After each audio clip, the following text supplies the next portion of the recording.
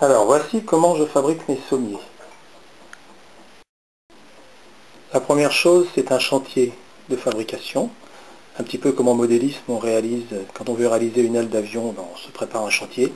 Et là, c'est la même chose. Donc le chantier, ce sont deux planches de mélaminé ici, qui sont renforcées et assemblées par des poutres qui sont dessous. La première planche, elle sera fixée sur le chantier. On trouve toujours quelques trous, etc. pour poser une vis et faire en sorte que ça reste le plus plat possible. Alors ici, on en est à la deuxième couche du sommier. Les canalisations sont réalisées avec des baguettes, des petites baguettes de bois comme ça, qui sont découpées dans le même bois que le pourtour ici. Tout ça, c'est le même bois, découpé dans le même sens, même fil, etc.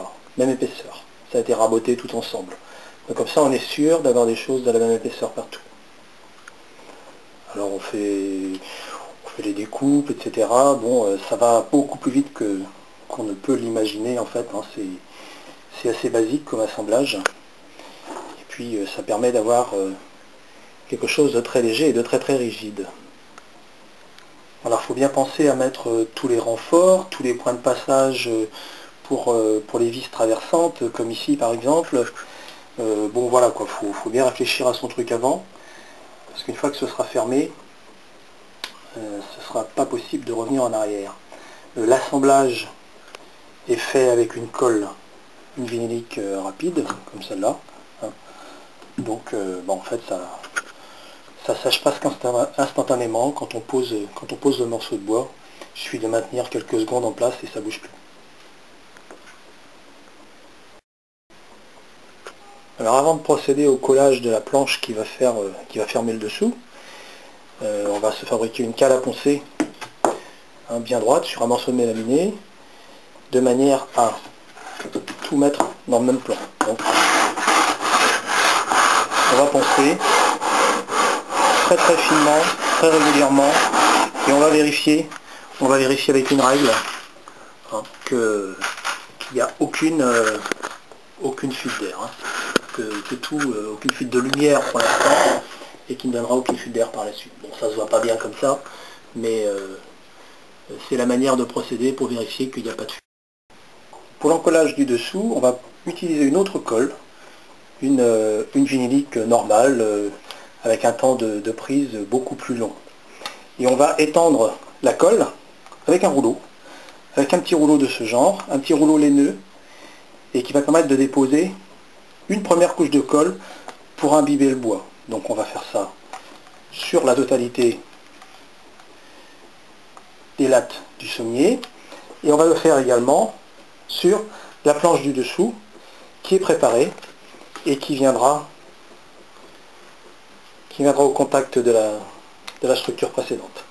Donc on va bien encoller, de manière à imbiber le bois de colle.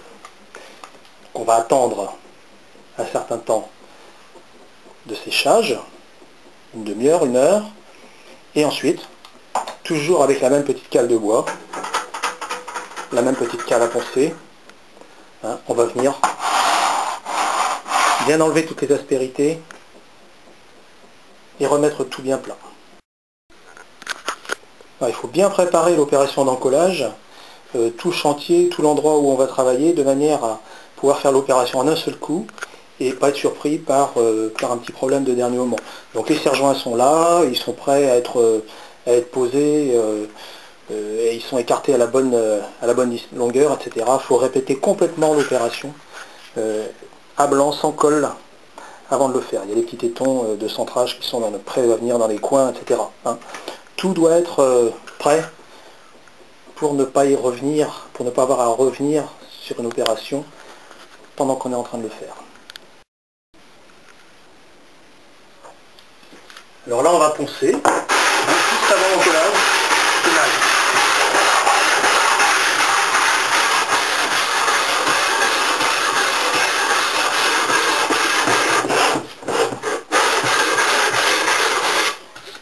là, on va vérifier qu'il n'y a pas d'aspérité,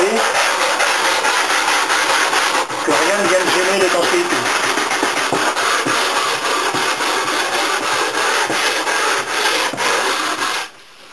C'est important que tout soit parfaitement lisse.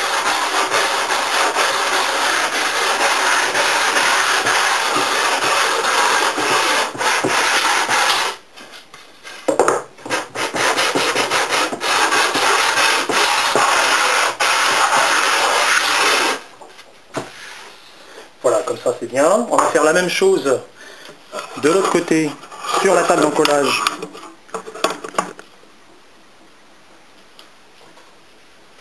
Pour le fond.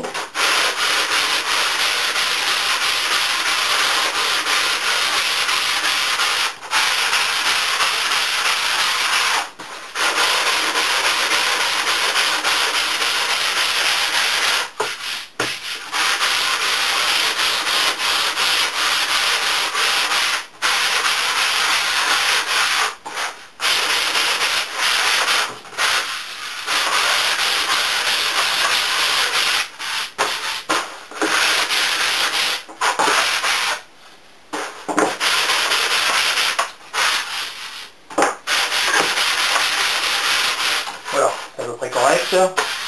On va passer à l'encollage.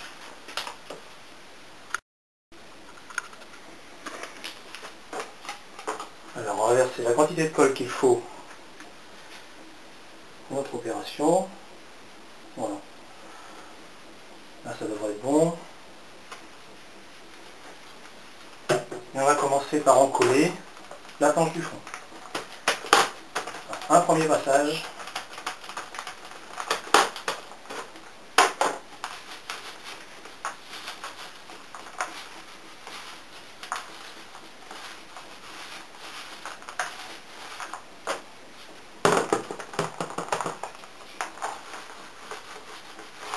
On y reviendra 2 fois de manière à ce qu'il y ait une pellicule de colle bien régulière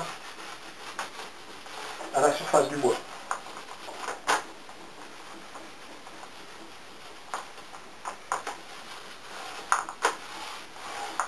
Voilà, il faut que ce soit très très régulier.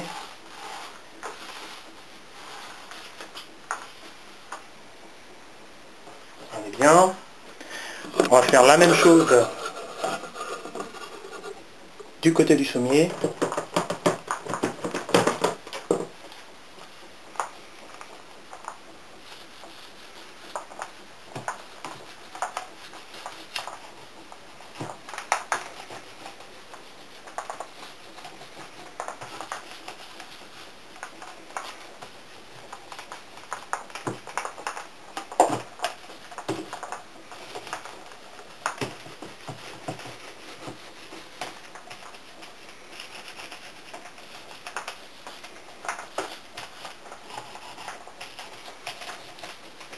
J'en ai absolument partout.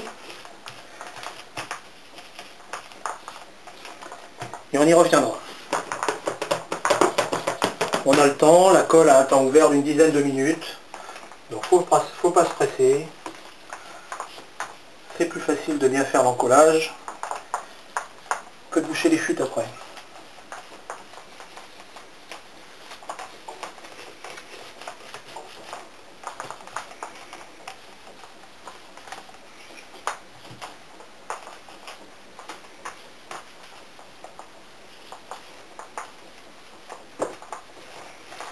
Voilà, bien régulier. Et on y retourne du côté de la planche de dessous.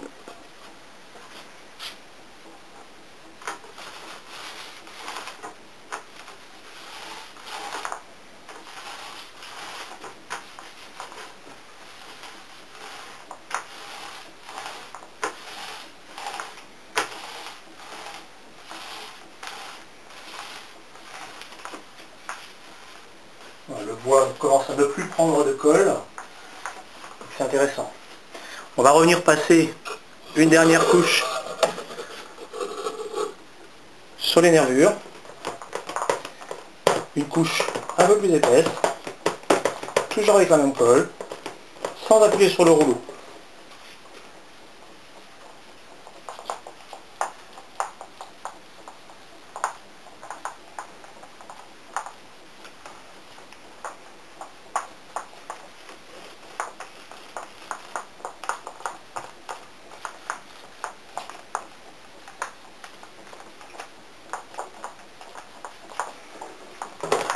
Voilà, on insiste bien.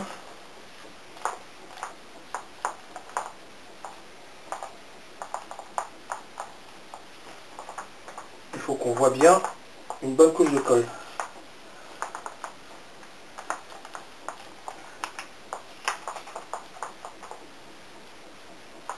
Voilà.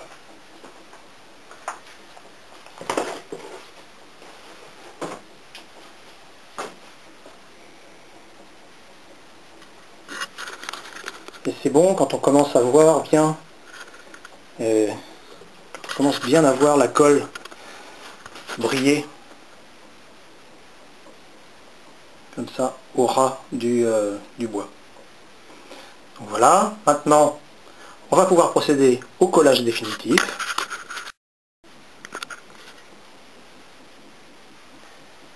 Alors c'est parti.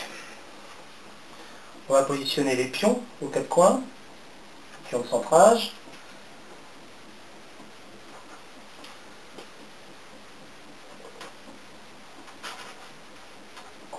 Voilà.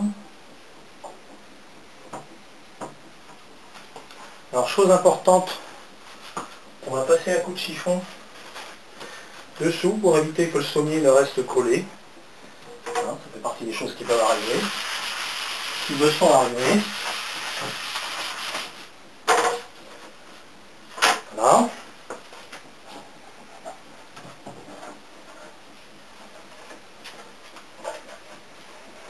On pose le sommier dans le bon sens. Sur les pions de centrage. Voilà. On pose le chantier par-dessus.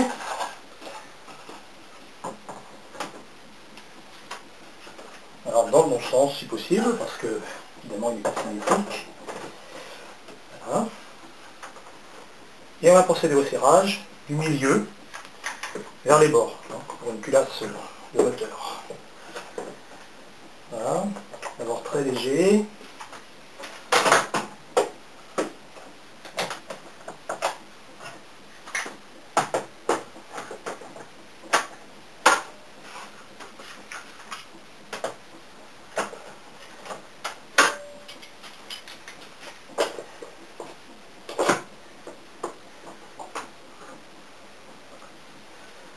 Voilà.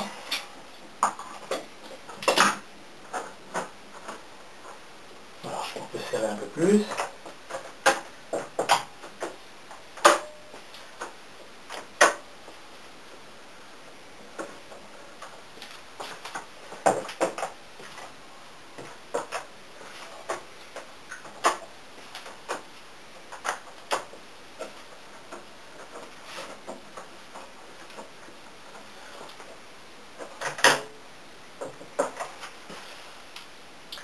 Et là, il y a une chose importante à observer, c'est de vérifier que la colle flue de manière régulière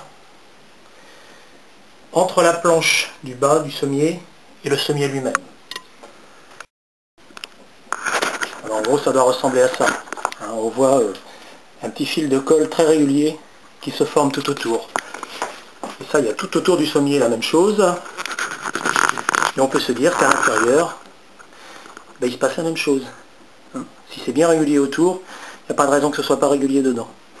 Et là, il n'y a plus qu'à attendre 24 heures. On va laisser la colle sécher tranquillement. Et normalement, il n'y a pas de fuite.